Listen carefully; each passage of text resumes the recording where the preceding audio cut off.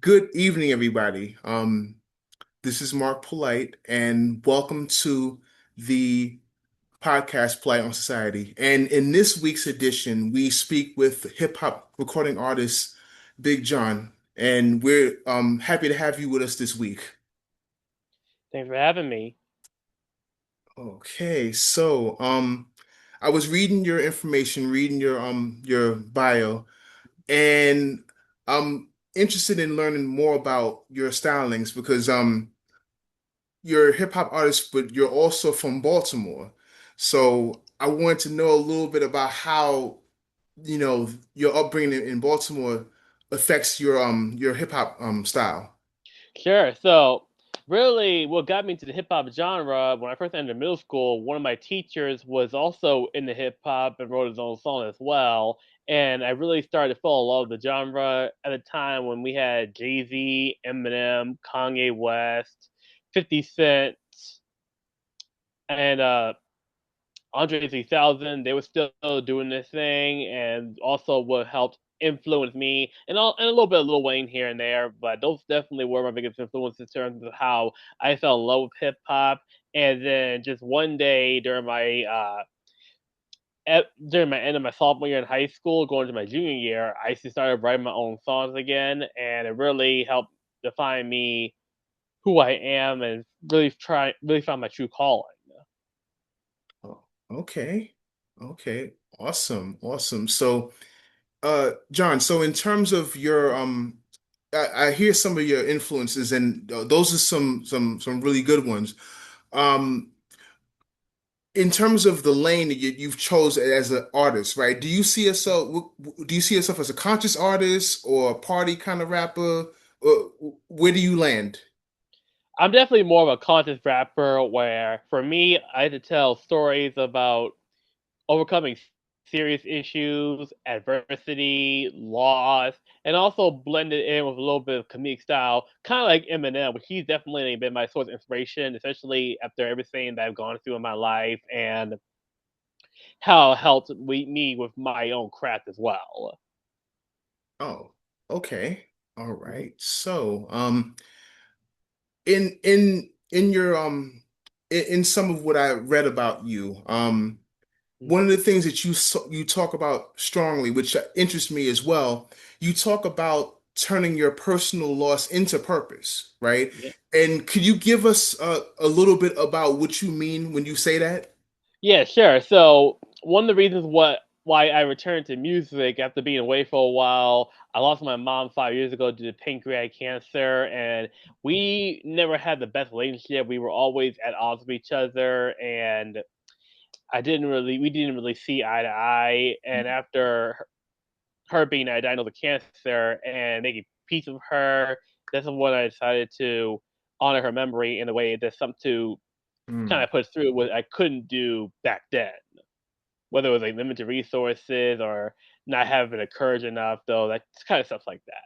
right. That's a powerful thing, man. Being open and being vulnerable about such a close loss. That's there's a lot to be said about that.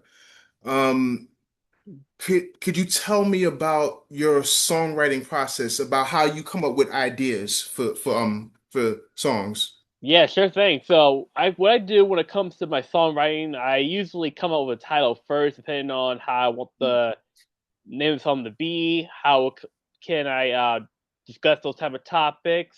And once I feel like I got a feel of what I want to create, contact my producer and my beat maker. He's the one that kind of puts the beats together. But I always Mm, come up with ideas like, hey, I want a fast paced, slow paced, emotional, hardcore trap and everything like that. And once I feel I got a good um, enjoyment out of the beat and it's something I can go with, I just mhm. start with the songwriting process, and then once I practice and get more feel and I'm satisfied with my lyrics and my flow, I hit the studio, and then we work our magic. Okay. All right. Great, great. Can you tell me about your latest single? The last, if I'm looking at it correctly, it's called Reload. Can you tell us a little bit Yeah, about that? sure. So I released a song about a couple weeks ago on all streaming platforms, Spotify and Apple Music as well. And the song is basically about it's like a little parody of like a action movies or TV shows like Bad Boys, John Wick, The Punisher, where I'm out here as a vigilante taking out the corruption or crime using my in my own hands, using guns and whatnot, and Okay. and also as a way to call out corruption in the world as well as a way of saying like, hey, the law is not going to do anything. I want to take it in my own hands because I'm tired of injustice. And it definitely reflects on Okay. a little bit of a parody, but also calling out the real issues as well in a more comedic sort of way. Oh, okay. Interesting. Just another follow-up question. Do you plan on this song sounds interesting. Do you plan on following it with a video? With I definitely want to though. I've been trying to find the right person to help out with music video, but it's been so complicated though. But I'm definitely been trying to look out for the right resources to help me bring this vision to life. But it's definitely something that I want to create because I definitely see a lot of potential in a music video showcasing that song as well. Because I do, because this is a song I was really passionate about. Oh, okay. Okay. Awesome. So, um, I saw that you also have some upcoming shows, including New York. Could you let us know about the things you have upcoming?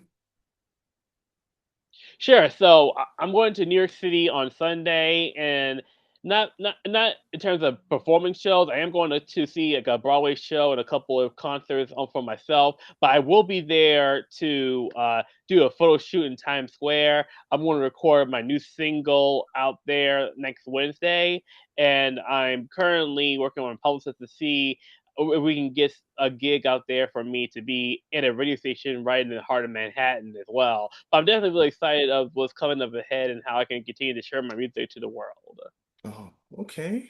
All right. I mean, that sounds pretty promising. Sounds pretty No doubt. promising. So if you um just a few more things. I don't want to hold up all your time, but No problem. I wanted to ask you, considering your where you see yourself, right? Mhm. What do you think about the state of hip hop currently in 2026? I think it definitely needs a lot more quality. Where I really do feel like the only consistent hip hop artist that's actually doing something is Cardi B, Kendrick Lamar, maybe Megan Thee Stallion. But I definitely think there needs to be more quality and back in the hip hop genre, and there really needs to be more consistency and people that can really bring in talent as well. Because I really feel like the hip hop genre right now is kind of struggling right now, and it really needs to get that flow back in there. If you catch my drift, and I definitely want to be one of those artists to really help do so. Oh, okay. All right. So that's cool, cool. So with that said, do you like have like an album right now? I see you have like an EP that Mhm. you've released. Do you plan on releasing like a long project, which is what you used to call an album back in the day? Right. Is that in the works? In terms of an album, so what I'm doing right now, in terms of the whole process and everything, I'm kind of taking things one step at a time. I'm mostly focusing on singles based on financial resources and how much I can contribute to that, though. So I'm definitely focusing on my attention to that at the moment and really seeing how things will take with my music before I really do all of that and everything. So, but it's definitely something I do want to do. It's just about doing things into the time and reasons and making sure that I'm in good standing with where I want to be in my career. Hmm. Hmm. Okay. All right. Now the only other thing I like to mention is is there anything that you want to people to know about your artistry that I may not have gone over in some of the questions that you like if somebody who's just getting introduced to Big John, what was the first thing you would want people to know about you? Sure. Well, what I want them to know about me is that I'm very passionate about my art and I really take this seriously. I'm not just some sort of wannabe gangsta rapper who's trying to get fame and attention. I just want to be recognized for the love for music, love for the genre as well, and that I'm really trying to bring in all about high quality music and storytelling, and that's something that I always cherish deeply. Okay. Great, great. So, I mean, you've really, broken it down. last thing, how can people learn what you're doing? How people can get in contact with you? Do you have a website, Instagram, social media? How can people reach you? Oh yeah, I do actually. I have a website. You can check it out. It's called bigjohnmusic.com, and you can follow me on Instagram and TikTok. They're both at the True Big Jon, Bigjon, and you can follow me on X, Big Jon Forever. To follow me in my latest posts, my music updates, and everything that I have cooking. And I really do appreciate the love and support for my music going forward. Oh, okay. And are you on Spotify or anything like that? Or Yeah. okay, Yep, Spotify and Apple Music. Everything you'll okay. find on my website. You'll find all my socials there and my music there as well to check on Apple and Spotify. So yeah, Oh, okay then. All right. So, man, thank you. Like you've enlightened me about, about where you come from and your vantage point about the rap game. So, hmm I thank you so much for joining me on this episode. So, I'll also include the link at the bottom for you who are on the socials so that you can go to the site directly underneath the video. But I just want to say thank you so much for joining us for this podcast episode. thanks for having me. All right then. Okay then. All right.